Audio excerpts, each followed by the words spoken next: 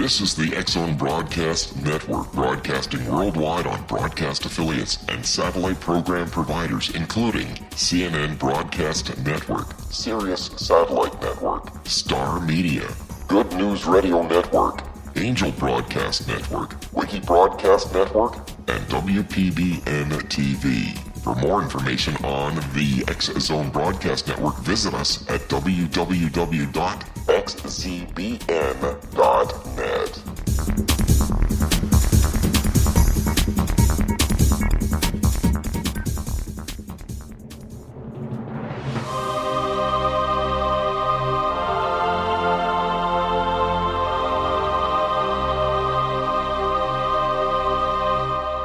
The Science of Magic with Gwilda Wiyaka is largely an opinion talk show. All opinions, comments, or statements of fact expressed by Gwilda Wiyaka's guests are strictly their own and are not to be construed as those of the Science of Magic or endorsed in any manner by Gwilda Wiyaka, REL-MAR McConnell Media Company, its affiliated networks, stations, or employees.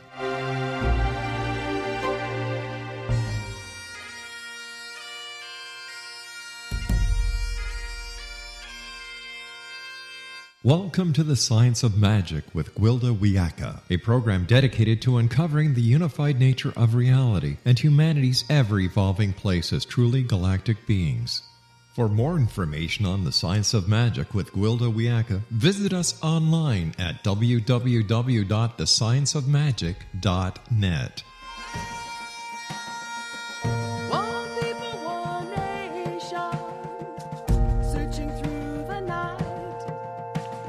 Welcome to the Science of Magic, a place where science and magic come together to transform fact into evolving truth.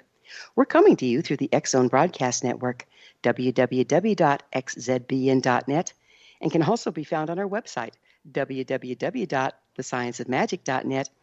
I'm your host, Gwilda Wiyaka. This hour, we'll be exploring sovereignty. It's alarming how few of us really know what it is to be sovereign. It's no wonder, as we've been birthed into a world where for generations we've had to look outside ourselves for guidance. We've been directed by systems and religions rather than our inner guidance for so long, many of us don't even know we have such a thing. During the last astrological ages, our solar system moved through a portion of the galaxy that has less light or frequency. Due to the lack of available luminosity, our personal access to more esoteric information was somewhat limited.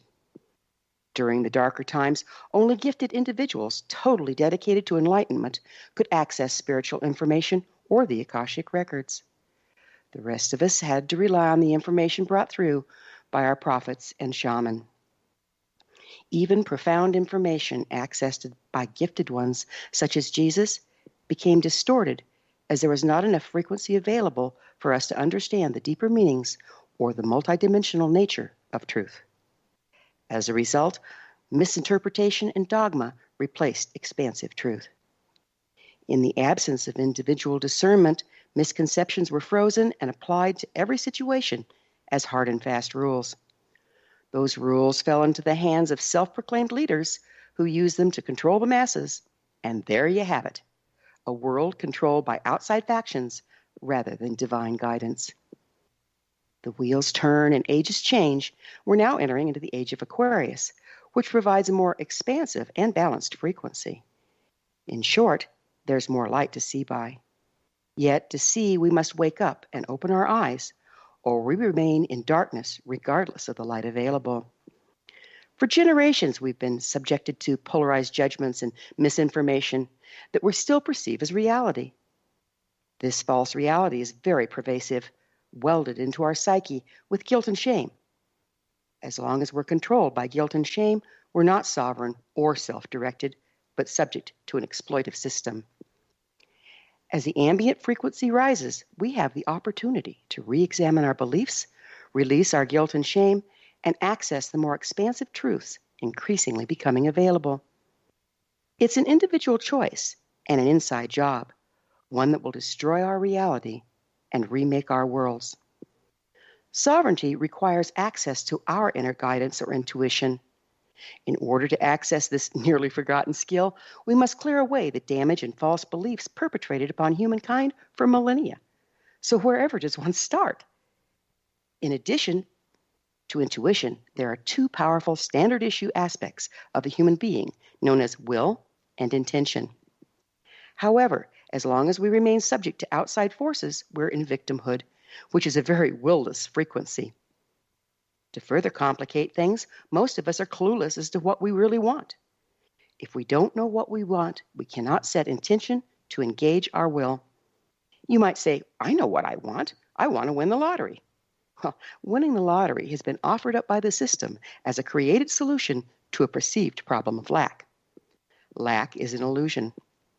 As long as we look to the system or to the lottery to provide, we're subject to it, firmly planted in victim, and therefore will-less. I told you it was pervasive. If we're willing to re-examine our entire reality and allow our intention to evolve, we can start by simply intending to move towards sovereignty and enlightenment. As soon as we set that intent, everything standing between us and our sovereignty is suddenly in our face to be cleared. That's the magic of intention and where the work really begins. Our guest this hour, Amy Vasterling, is an intuitive reader. She supports others to embody the life they love through finding their own truth. She's passionate about seeing people thrive. Amy is aware that the more each individual is empowered, the greater the positive impact our entire world. Amy is an international speaker, teacher, healer, and coach who resides in St. Paul, Minnesota. After this commercial break, I'll introduce Amy, and together we'll explore intuition, sovereignty, and personal empowerment. So don't go away. You're listening to The Science of Magic. Prior innovative episodes can always be found on our website, www.thescienceofmagic.net.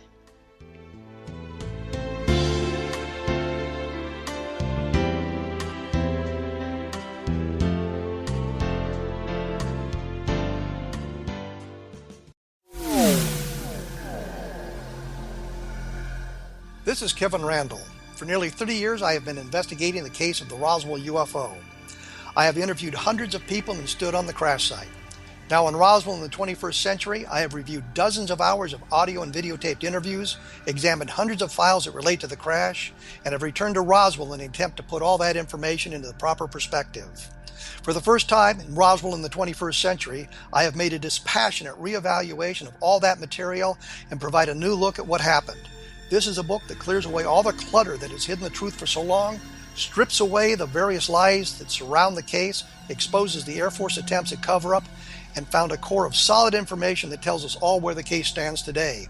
Roswell in the 21st century will be available in just a few weeks. For more information, please visit my website at www.kevinrandall.blogspot.com.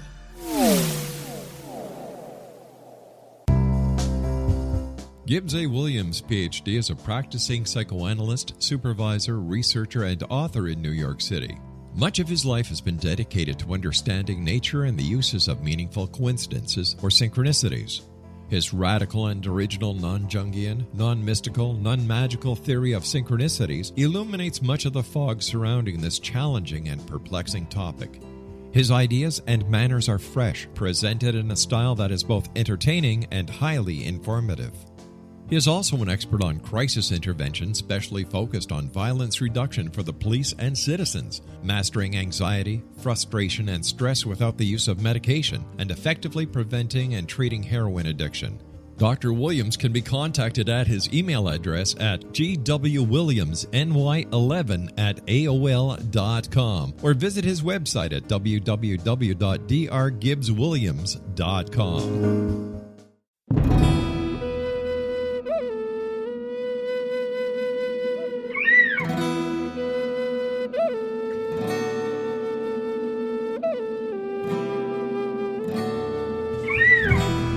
Shamanism is recognized as a method to access the quantum level.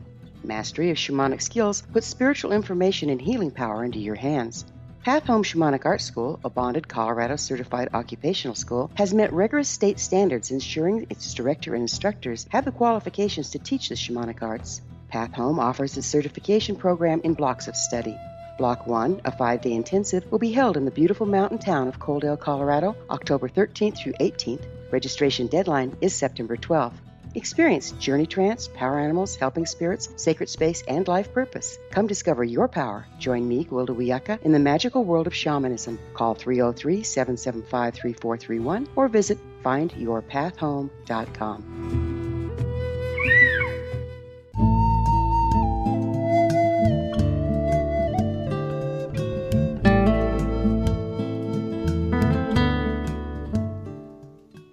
Welcome back. This is the Science of Magic, dedicated to unification and evolution of consciousness.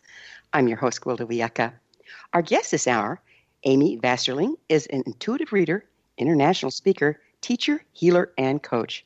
Her website, www.intuitivepathfinder.com. Amy, thank you so much for joining us on the Science of Magic. Thanks for having me, Gwilda. I'm really excited to be here. It should be fun. You read energy. Could you tell us about that and what it means and how you use it? Yes, I sure can. I am an intuitive or multisensory energy reader, and how I think of it is if you could read in another language, say German or French, you can do the same thing by reading energy. It's just a perception shift a little bit, and I've been able to do it since I was quite young, but really gained my skill in it as I have gotten older. And I use it to navigate my life as well as help other people look at their life from a vastly different angle and then help them create change through a whole host of tools. And I also can read from the Akashic Records, which is a little different than the other quantum field reading is what I call it, with the energy reading that I do. And then the Akashic Records is also energy reading, but it's a little bit different. Oh, you just opened up a whole can of worms here. So I probably did. Have fun with this one. So would you mind telling me what the Akashic Records are and how that differs from normal intuitive reading? Yeah, well, here's the thing with the Akashic Records for me. I wasn't trained to learn how to read them.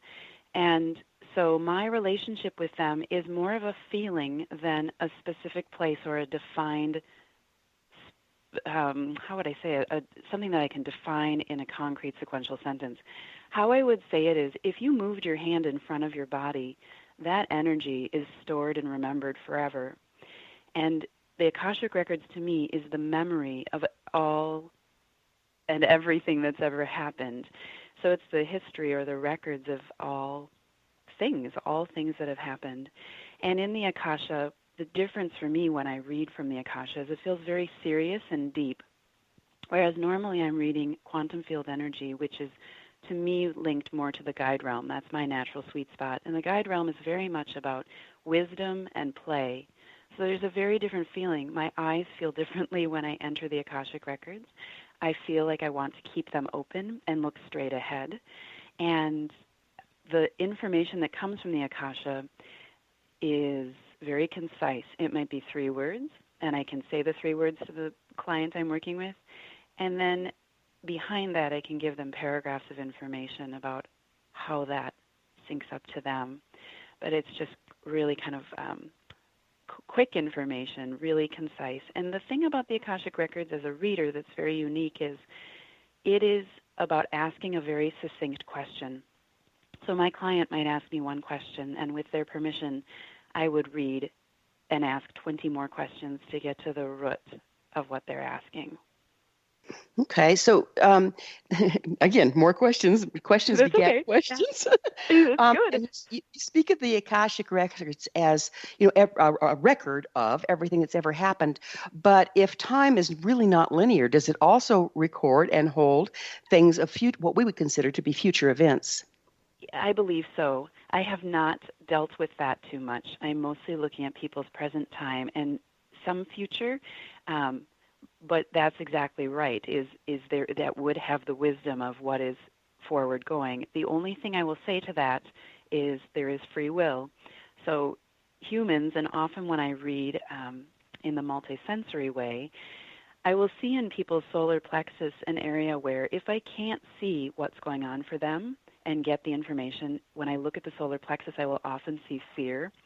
And that's where I, as a reader, don't look beyond that. I can ask them if I can look beyond that and see how they can work through the fear.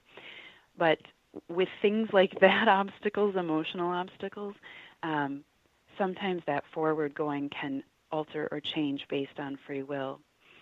Does this make sense? Yeah, oh, it absolutely does. Yeah. And so the other thing that I've noticed personally when I'm working with the Akashic records is it's so condensed, and it comes through me at night, and that's how I write. Okay. Oh, nice. Yeah, well, sometimes. I But so it understand that. but it Gwilda. comes through it comes through so condensed that I'll wake up in the middle of the night and write down a sentence. And that's, a chapter or three in a book by the time I get done decoding it. And furthermore, it's inside out, upside down, and backwards from the way our language works. Have you noticed that? And can you speak to it? Well, I love what you're saying, and that's what I love about the Akasha, especially in contrast to the type of reading that it actually came first to do the multisensory reading. That is very much nurturing and being there with the client. But the Akasha is so concise, and I think of it like a snake biting. It's just so quick and driven. And Gwilda, ask me again. I'm forgetting the second part of your question. You were asking about you get information in the evening maybe, and then you write pages and pages on it. Right. And also I find that sometimes the information is like even the language is backwards. I have to really And it's not for me. It's as though I'm having a conversation, and the information comes forward in a very intuitive way. So I will get a 3-word response, and then I can feel into that and get the depth of what you're talking about, the breadth. You might feel into a sense and get the breadth of what's going on, and the full message. Yes, I am more kinesthetic, and now I take it you're fairly audio in the way you receive information. Well, what happens for me is I tend to see it and then feel into it and hear it. But with the Akasha, you're right. It is more about hearing the response. Yeah, it's very different. And what people describe the Akashic records looking like, my experience is very different. Actually, I see a very natural world when I go into the Akashic records, and I don't see as much as I do here. So I think what I'm saying to you is maybe every reader or every intuitive would respond to it a little bit differently. And I always think of it as your strongest sense will be attracted there. So maybe my energy relationship to the Akashic records is more audible, whereas my relationship to multisensory reading is more clairvoyance. It's more seeing. And I'm a very visual human, so I think those things sometimes shift a little bit, but it is more audible. Mm-hmm. That's really a good point that you're making about how we all take in information differently, because what we're talking about here that you and I are both passionate about is empowering the individual. And so for them to understand that they're not going to see it necessarily the way you or I see it, what do you have to say to that for people? Well, that's something that I teach. I encourage my clients to sense into, well, what I actually encourage them to do is about 5 minutes before they fall asleep while they're lying in bed, to ask themselves, bring me some information. And the reason I say bring me some information is you don't know how it will come. You might hear something in your ear, you might see something, smell something. And even if nothing shows up, I will tell the client to then challenge it and say, what does the nothingness mean? Because what I've found is the curiosity to find it will allow it to come forward. It shows that you trust it, even though sometimes we get really strange information when we first start. The first time I did that, I can't even really explain it, but it was as though it was light, but it was this orange wave of light. And I thought, oh, that's kind of disappointing. What does that mean? And as I've developed my skill, I realize asking questions, now I might think orange would represent creativity for our sacral chakra, and I might think, well, it's transparent. What does that mean? Am I being transparent to my creativity? I could build off of that information. So Nice. I would encourage, and I think, too, if you hear something in your ear and it's shrill or your ear starts ringing, ask. Maybe you say, I'm a human. I'm hearing something in my ear. Can you bring it to my frequency? Just to try and see if maybe it's an angel. Angels can sometimes have a shrill voice, so to just be open to what comes and trust it. I think that's our most difficult thing, is to trust what we're getting, because it kind of seems strange and it's so gentle. It seems like, well, why would I pay attention to that? Look at our society. Yeah. There are billboards everywhere. Yeah, talk about course, right? Exactly. So that's what I would encourage. Do you think that we all have intuitive skills? Yes, I really believe so. And I believe that everybody has it through clairsentience and claircognizance. Would you describe those? Yeah, for sure. Clairsentience is sensing, and it comes from the area where our solar plexus is, or that area that's, I don't know how to say it exactly, but squishy between our rib cage where it splits open. And we'll sense something. We might have a feeling inside that, I don't want to do that. And then, we sense through that and we find out, boy, it's good we didn't go ahead and do that. I even have a little story where my son was in the other room, and he was quiet. He's about 4 years old. And my daughter and I were chopping up vegetables for dinner, and we both set our knives down and walked out to the living room, and my son stuck a key in the socket and got electrocuted. And we were sensing the energy in the quantum field. So the second part that I would say is this claircognizance, which is clear knowing. And this whole shift that we're going through really embodies the clear knowing. It's represented through our heart field, and it's about discernment versus judgment. So with the claircognizance, there's knowing. We might know as we're driving home from an event, and maybe 3 friends are driving all their cars, and we're all going to the same place, but each friend takes a different way. And one friend, when they get there first, says, where are my friends? And the friends show up and say, how did you know to take this way? That's the power of it, is we might know inside, well, I'm going to take the pretty way home. It just feels right inside. And when we follow that, we get the benefit of, maybe we felt chaotic energy on the highway, it's packed up or something, and we went along with what flowed for us. So just to backtrack, with clairsentience, I encourage people to ask that solar plexus area in baby steps, should I do this? And then if it's kind of this, it's a sound for me like an, no, kind of this stopping, to stop and not follow that or choose to do that. But if it feels like flow from that area, go for it, even if we get a gift in strange wrapping. And what I mean by that is sometimes when we choose something that feels right, it will look really wrong. But in hindsight, it will be something that was a huge catalyst for us. And then with the clear knowing, the heart field, maybe we'll go into this a little more too, but that is about the power also can come through speech with that. I'll give an example. I was going to Africa in 2009 on a business trip, and I had young kids at the time, and my husband worked full-time, and so my friend, we were on a walk, and she was terribly scared for me, just like, how are you going to find help with your kids? You're going to be gone a long time, and, there's so much to think about. And I said to her, instead of responding to her fears, I said, I don't know, but what I do know is my friends and family will step up and help out, and I just know it will all work out. And because I'm clairvoyant, I could see this little shakedown that she did, which is releasing the resistant energy. And then she turned and looked at me and said, how can I help? So her fears went into this position of, I'm realigning with your energy of not being afraid and knowing this is for you and supporting it. So discernment is quite powerful. It's amazing how when somebody goes through a shift like that, it literally changes the future outcome, doesn't it? It does. We're going to have to take a quick break.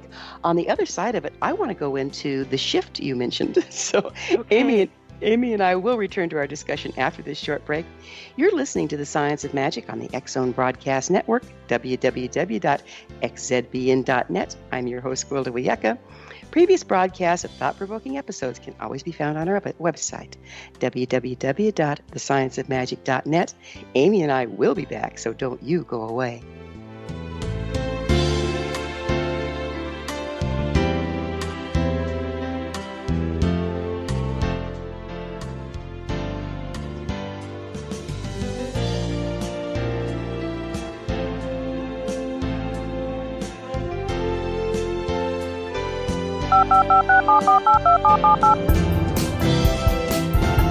Did you know that when you're on the road with limited data or Wi-Fi, you can still listen to the X Zone radio show with Rob McConnell, The Science of Magic with Gwilda Wiyaka, High Tech with Corey Kay, and every minute of the 24/7, 365 programming of the X Zone Broadcast Network by calling 712-432-9459, courtesy of TalkStream Live. No smartphone, app, or internet needed. It saves your data plan, and it's free if you have unlimited minutes. Call 712-432-9459 to listen on any phone, anytime, anywhere. Remember, 712-432-9459 for the best of paranormal, new age, thought-provoking, sci-fi radio programming 24/7, 365.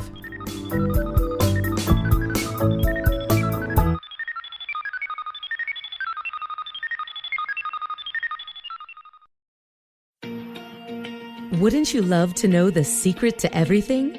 Well then, meet Dr. Kimberly McGeorge and her cutting-edge breakthrough knowledge that combines science with possibility. Dr. Kimberly brings real-life answers and healing to those open to alternative solutions.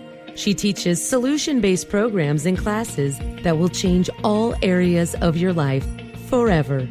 Specializing in conscious creation, intuitive readings, and energy medicine, you can rapidly shift health, relationships, business, and money and abundance challenges quickly.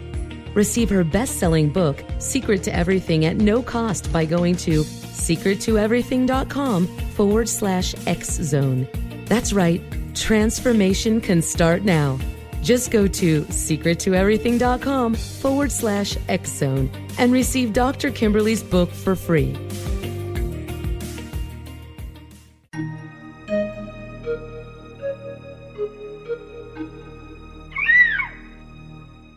While science pursues fact, magic accesses the quantum level, bridging random facts to form truth.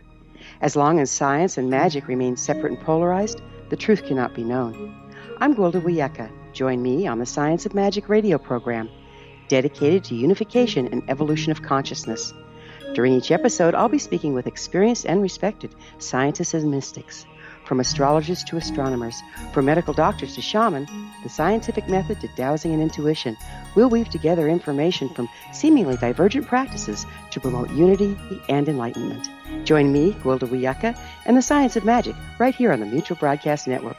For more information, visit www.thescienceofmagic.net.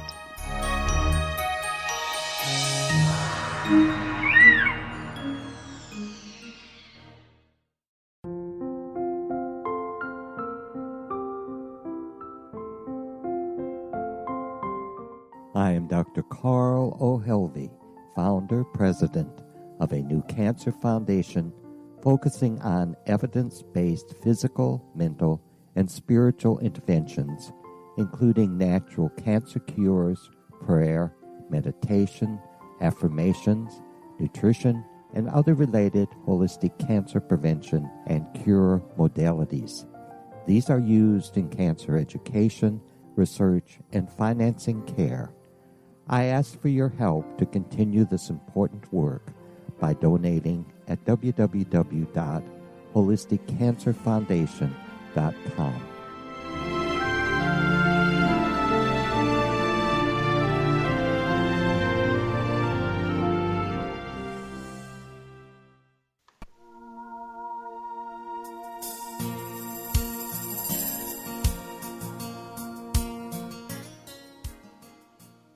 Welcome back. This is the Science of Magic, a place where magic and science come together to promote enlightenment. I'm your host, Gwilda Wiyaka. Our special guest this hour is Amy Vasterling, an intuitive reader, international speaker, teacher, healer, and coach. And before we went on the break, I promised our listeners we'd talk a little bit about that shift you said we're going into. Do you mind expounding? Oh, of course. I would love to. I believe in our world we're shifting to balance masculine and feminine energy. And what I believe was the precursor to this is that masculine energy was not conscious and feminine energy recognized it wasn't conscious and feminine energy knew it was conscious. So feminine energy stepped to the side and said, we will allow masculinity to wrestle out and figure out how to become conscious. And femininity will take the disparity of oversensitivity in this relationship. And so for me, how I see it is these large companies and all of the chaos that people are talking about or seeing in our world is moving to the hilt of the masculine arc of the story.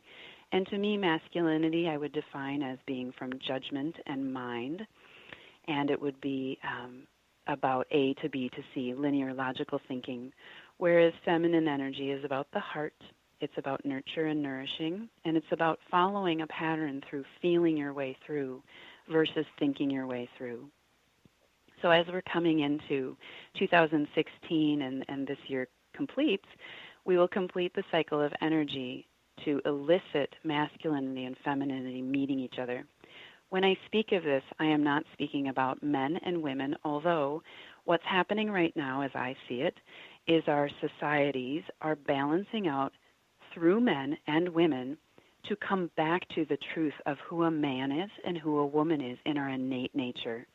To me, I now define a feminine or a woman as somebody who is alluring, captivating, and uses their beauty in themselves through a multitude of expressions. So beauty could be a child with a skinned knee, and that's a beautiful experience. The other piece, and the most important piece for women, is empowerment. And that's what I teach all about. And how that comes is this gentle communication where the woman is able to communicate what her needs are and be received through calm communication. We're setting a tone as women right now in our society. For men are to be strength and be adventure. And what's happened in society is women have been told, you be the strength. And that's taking the man's role away from them. And that's made things really confusing. So out of that, what I would say is narcissism is at the hilt. And the reason that is that we're changing the belief structures and systems through the energy of what's happening right now. And as I see it in the next 2.5 years, we're coming back to the place where men can be in their innate nature, women can be in their innate nature.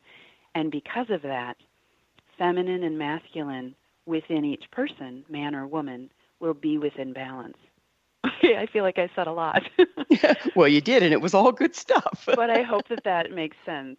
Yes, it does. Yeah. Yeah, it really does. And we're seeing, as the astrological ages, that this cycles in and out throughout the ages. We go into times that are more imbalanced in the feminine, in the Scorpio ages of Scorpio, and more imbalanced in the masculine in the age of Taurus. And then when we're looking at Leo and Aquarius, which we're moving into, are the time of masculine and feminine balance. And it's all just different lessons, don't you think? Right. Well, and I do think that. I also think that the reason we have so much chaos in our society is we're fleshing out old belief systems. And when we do that, we see kind of this arc of chaos before we hit what I call, so it's the myth, the old belief, the mystery, which is the chaos to try and find and establish the new, really true belief. And then the miracle, which is the final part where the belief is established within the individual and the other individuals around them can catch up to that new belief system. So, yes, I agree, and I think that that's how perhaps astrology or these other forces play a role, is to help us clean our clock, flesh it all out, even though I know it's not always fun. Yeah, time to roll up the sleeves and get to work.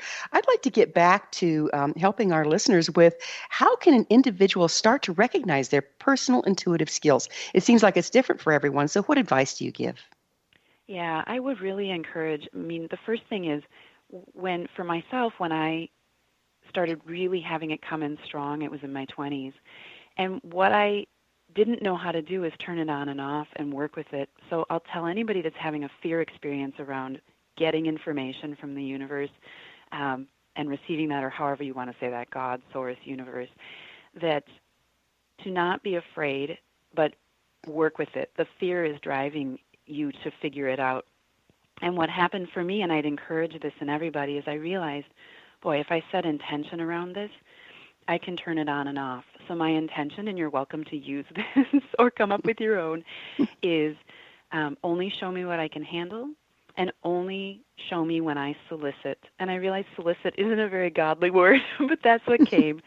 And it always has stuck, so that I didn't have what was going on in my 20s, which were premonitions, seeing things before they happened, coming in more and more rapidly until I saw one that was too much for me to handle, and I couldn't make sense of it.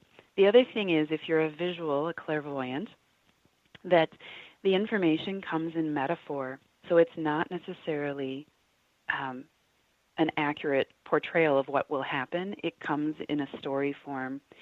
But I encourage people, like I said earlier, to, when that 5 minutes before you're going to sleep, ask questions because you're in a calm state. I also think noticing in children if they are saying things like, I had a dream last night and then this thing happened, we dismiss that and chalk it up, well, that was deja vu, and it never really gets a good explanation for kids. But to say to a child, what did you think about that? How did it make you feel? Or tell me about that, and then just listen as the adult, to allow them to keep that innate nature open. We don't need to be afraid of it. I have met some very young children that are incredibly able, and they too need some support to understand it's safe and it's okay and they don't have to feel, because it makes you feel very different. That's another thing I'd point out, is when we are expressing on this at a young age, we can feel very different, and it's okay to feel different. What's happening inside is what I was just talking about with this shift, is we're waymakers. We're changing the tide and saying things can happen differently. Life can be easier. We can feel our way through. So those are some things I'd say to encourage people to be open to it. There are many ways to be this multisensory. You can smell or hear or sense or know or see, and you can taste. I have never tasted, and I think that's kind of lucky. That sounds kind of sketchy, but and normally people who smell, it will be a very strong smell like perfume or smoke. My daughter, smelled a sandwich once that was absolutely not there. I've smelled baking bread before that's not there. These are just little messages, and then the next piece is push into it and ask questions about it. What is that bread smell? And then get a sense of what that feels. It feels like my grandma, or it feels like this or that. Wow. What do you think stands between us and our intuition? If we've all got it, but few of us express it, what's standing between us and it? Well, I think that part of the shift that we're going through right now, because of the arc of masculinity, that is something that said it's not safe. Can you imagine if a woman could come up to somebody? Well, even in the case of my husband once, I said to him, we were driving past the family farm, his family, and 2 people had died in the family, and I said, who will be the third? Generally, that's the case. And it hit me like a ton of bricks on my chest, and I turned to him and I blurted out to him, your uncle's going to die in March. And then that indeed happened. And I think that if particularly women, because it's a little bit more innate in our nature, we're able to do that, you can see that would become really scary to others. Well, how could you know that? How could you know ahead of time what's going to happen? And I think because of that, we systematically shut it off. And through whether it's religion and I don't have anything wrong with religion. I think there's beautiful stuff that comes from religion, but like everything, it's a double-edged sword. There are some beliefs there that I think set in to be afraid of this innate ability. And so we're skeptical to trust it. I think the other thing is human nature. It's subtle.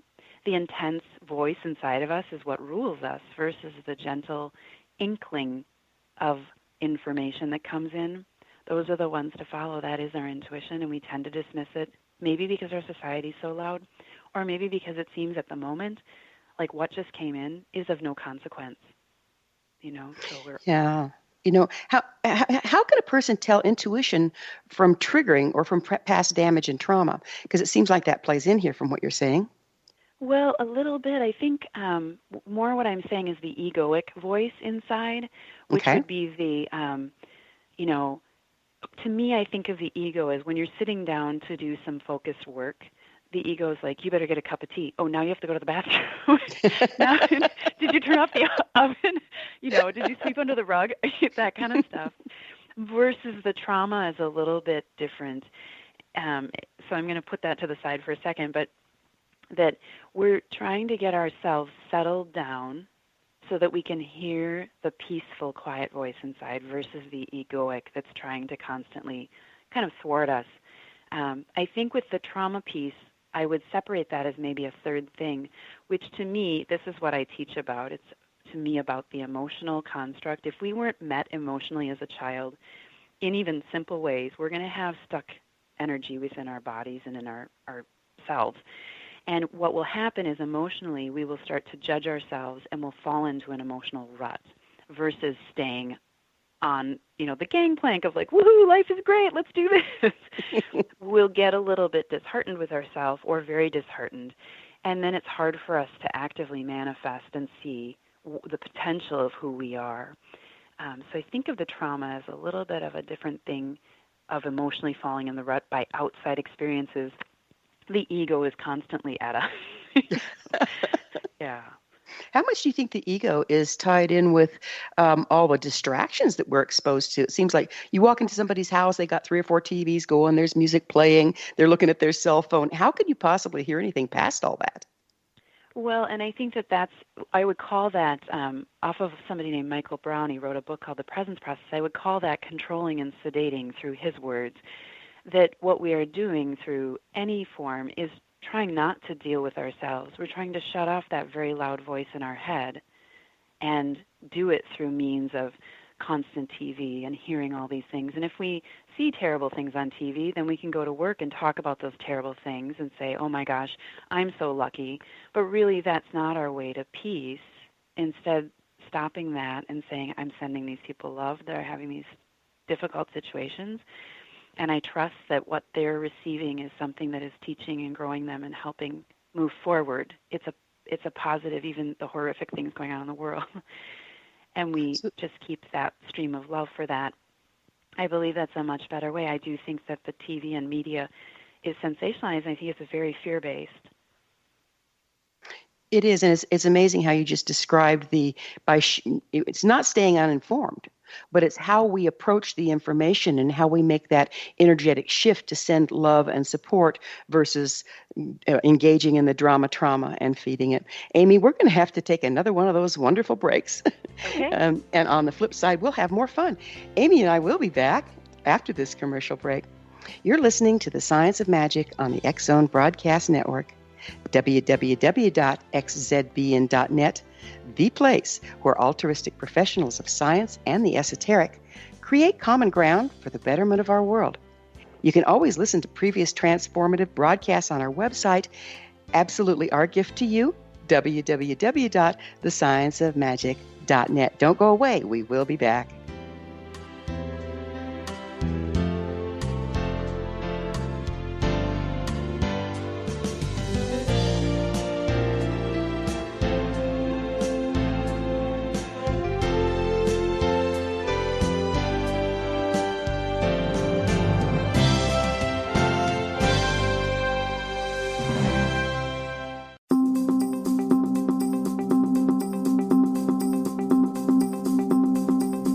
As host of Dialogue with Divinity, I am thrilled to join the X-Zone Broadcast Network and their growing number of affiliates.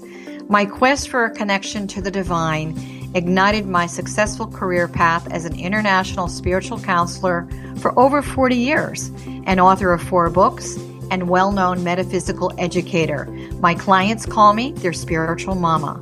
So my job is to offer you a radio show to help you grow spiritually with wisdom and get specific tools from guests who are experts in their field. Tune in to Dialogue with Divinity and be part of the conversation with Spirit. My goal, your happy soul. For more information, please visit my website at johannacarroll.com.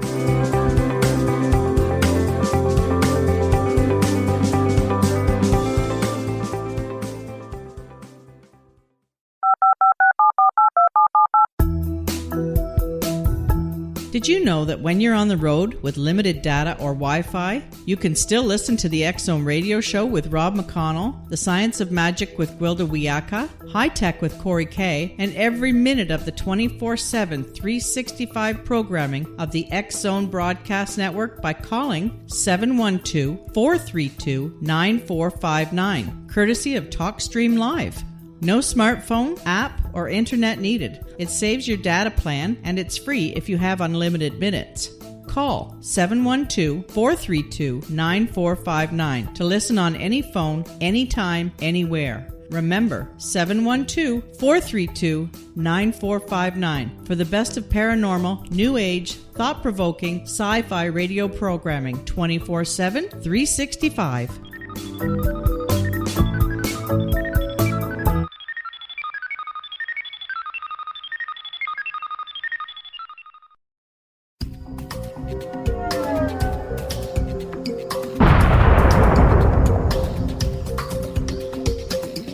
Coming soon to the X-Zone Broadcast Network is A Different Perspective with me, Kevin Randall, as your host. We'll be taking a close look at what is happening in the world of UFOs today with side trips into the paranormal. Guests will range from those who are household names to those who have a different perspective on a variety of topics. No topic will be taboo, but there will be tough questions asked as we all search for the truth about UFOs, the paranormal, and those things that excite us. Sometimes we'll agree with a guest and sometimes we won't, but we'll try to keep the program topical. For those of you who would like to read, be sure to visit www.kevinrandle.blogspot.com and remember to listen to the other fine programs on the X Zone Broadcast Network at www.xzbn.net.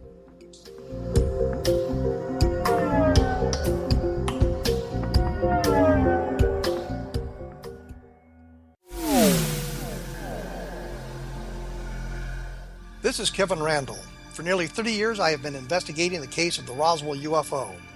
I have interviewed hundreds of people and stood on the crash site. Now in Roswell in the 21st century, I have reviewed dozens of hours of audio and videotaped interviews, examined hundreds of files that relate to the crash, and have returned to Roswell in an attempt to put all that information into the proper perspective. For the first time in Roswell in the 21st century, I have made a dispassionate reevaluation of all that material and provide a new look at what happened.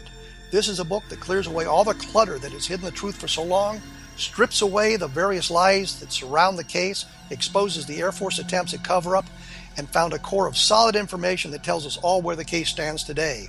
Roswell in the 21st century will be available in just a few weeks. For more information, please visit my website at www.kevinrandle.blogspot.com. What Happened in Benghazi is revealed by Nicholas Genix, author of Obama, Islam, and Benghazi. He informs the American people that President Obama deceived them by advocating a strong foreign policy prior to the 2012 presidential election, and Hillary Clinton supported this deception. As the title infers, there is a connection between Obama, Islam, and Benghazi. Ample evidence informs Americans that Obama's early indoctrination in the Quran developed an affinity for Islam, why the Quran is the source of discontent in many countries, and why the Obama foreign policy deception led to poor military action and caused the loss of American lives in Benghazi. Genix provides 36 questions for the Select Committee on Benghazi to validate if Americans are justified to mistrust President Obama and Hillary Clinton. An overview of Obama, Islam, and Benghazi is presented on the website www.futureofgodamen.com. That's www.futureofgodamen.com. Afterlife expert Roberta Grimes was the first one to say that dying can be fun. Now her best-selling book, The Fun of Dying, is available in stores worldwide. So if you wonder whether death ends life, how it feels to die, or what heaven might be like, The Fun of Dying was written for you. And if you have always been afraid of death, or if you worry that your life has no meaning, let The Fun of Dying ease your fears and bring new meaning to your life. Nothing said in The Fun of Dying is based on the teachings of any religion. Instead, Roberta draws on evidence to explain how death happens, how it feels, and what comes next. A lot of the best death-related evidence was produced in the first half of the 20th century. When it is put together with recent discoveries, it tells a consistent and amazing story. Roberta Grimes blogs and answers questions at robertagrimes.com. Her wonderful book, The Fun of Dying, is available on Amazon and at stores worldwide wherever books are sold.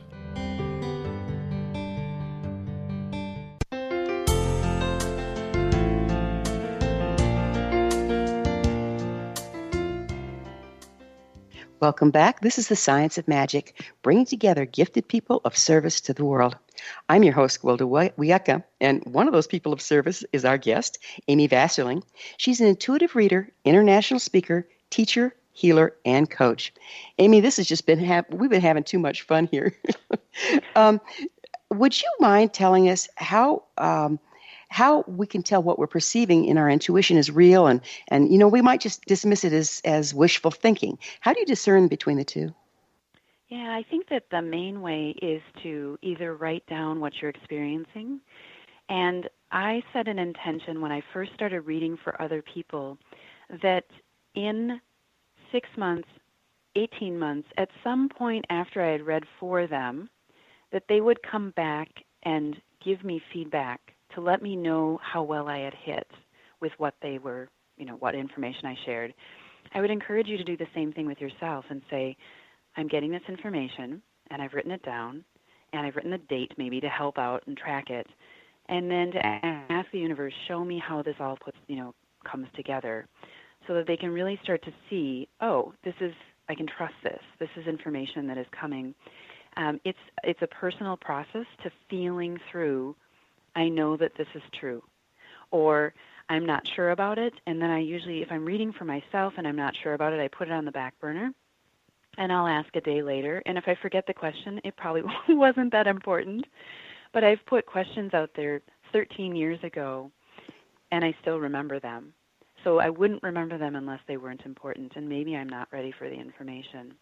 But I'll tell you, as you develop a relationship with yourself to ask those questions, you can just sort of hyperspeed yourself through life so that you don't have to wonder about a lot of these things. You can make decisions.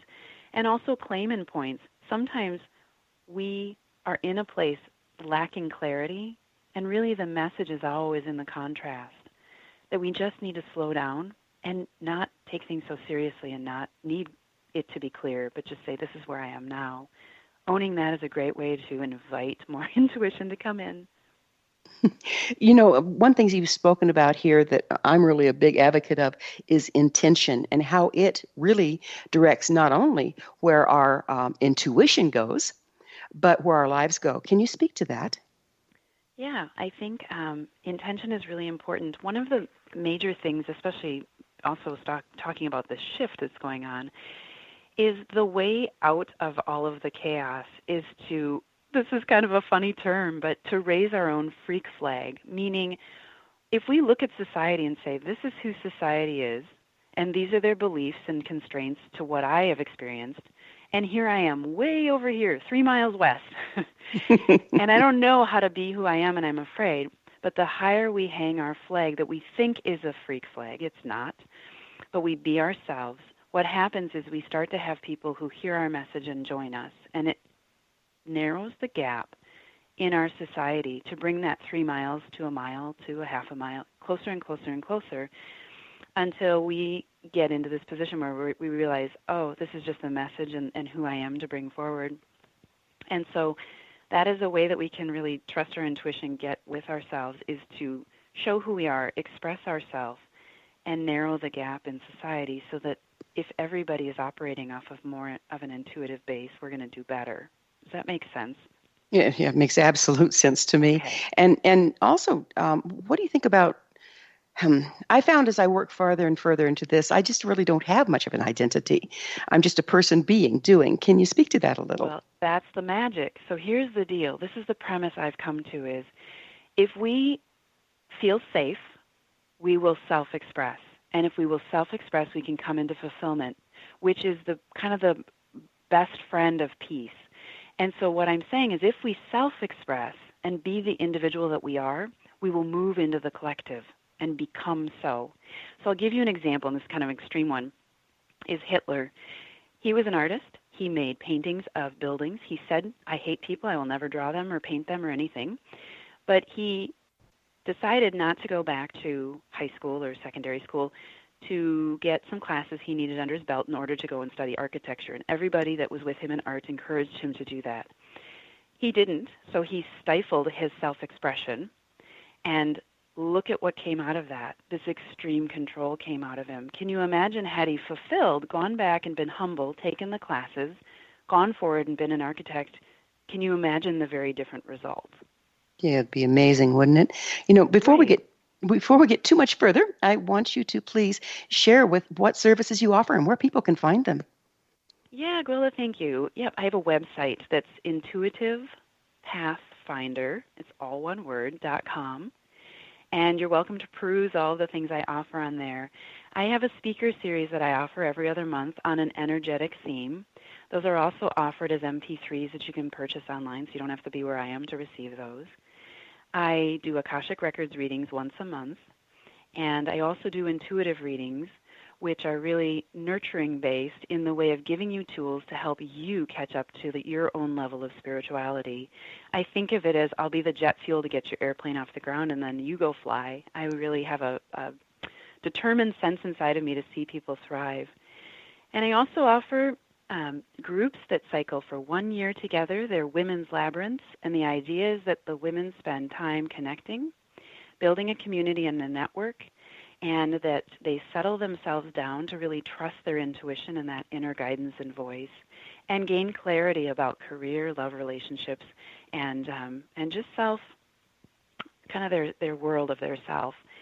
Over that course of the year, those are online groups, and I'll be starting one in January of 2017, so you can also see about that on my website. Perfect. Beautiful, beautiful provisions, and thank you for offering them. Do you see us coming together as community as very important at this time, and if so, why? I do, but I don't think that we're ready for it. I think the individual is still wrestling out of their own fear and the energy experience, kind of our trauma, our past, and our lineage, and that we will in time come forward. I think a lot of people right now are wanting, and what I see as a reader in that wanting is they actually are wanting their people. They aren't wanting something. They want to be with those people that are going to move them the furthest, or that they're there to teach and be of service to. And that once we get into those spots where we're really with our people, more and more as a vast majority of society, we will find an astounding level of community. It's amazing. And don't you think that what one person can do, but if we combine our intuition and our way of living and our way of reframing things with members of our community, that we can come up with a larger picture of truth? Yes, absolutely. And how far out in the future do you see that as happening? Well, I think it will take generations to really get to this sweet spot of changing all the energy that's happening now. But I do think we see hallmarks of things changing. Like right now, since April, women have been quite focused on being the adult woman that they came here to be. And that pattern is shifting, which is creating a lot of, I'm going to just say distress. I don't really want to use that word, but in love relationships to wrestle out and move the way forward. So I think it's in small ways, it's right there. But for me, I think until about 2.5 years from now, we will be at a much more balanced point in each of us. I also see there are 3 soul groups that I can identify, and they are going through this change and awakening. And all of a sudden, just a few weeks ago, I saw 3 more, 6 more, 9 more, 12 more. All of the groups that are coming after these to slowly shift into this. So I think it's just going to be an evolution, and hopefully in my kids' time, as I pass on, they'll see the full fruition of what's happening. But I do think in the coming years we're going to see a lot more balance in our country, of the United States, and in our society. It will settle down. That's such a hopeful message, because right now we are entering into chaos, and we do have to enter into chaos to break up the old structure before we can reestablish a new. Is that what you're talking about? It is, and that we're at the kind of the hilt of some chaos to bring it back to. It's rebalancing itself. Well, I think of it like childbirth. At the very end of birthing a baby, there's extraordinary pain, and you push into the pain. And why you do that, I don't know, but your instinct is to do so. We're doing the same thing. We're birthing something massive. And it's happening in our individual lives as well as in the lives of society. I mean, there's chaos going on, and we just need to move through that personally as well as en masse, don't you believe? Absolutely. And there are many, many layers to it, like you're saying. There's the personal layer, and there's the layer of our society, and then there's a layer of our country or our state or our world, so absolutely. And it's so important, don't you think, to embrace the dissolution so that we can create what we want? Yes.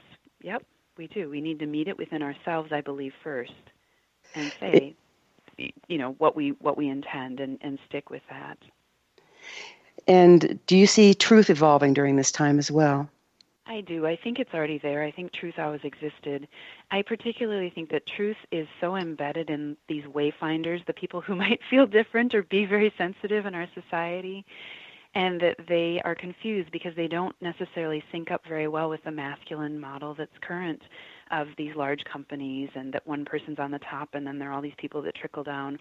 I think that they're much more in harmony with this altruistic, cohesive work environment where you use your best skills. And I do see that, actually. There is a corporation in the Twin Cities whose CEO has sent out Amy, I'm sorry. We're going to have to do this again because time flies and we're out of it. Oh, Gwilda, thanks so much. Thank you so much, Amy. Our guest this hour has been Amy Vasterling, an intuitive reader, international speaker, teacher, healer, and coach. Her website, www.intuitivepathfinder.com. This has been The Science of Magic. Remember, you can always listen to past thought-provoking episodes on our website, our gift to you. Until next time, dear ones, may you be blessed with knowledge and comforted with love on your path to sovereignty.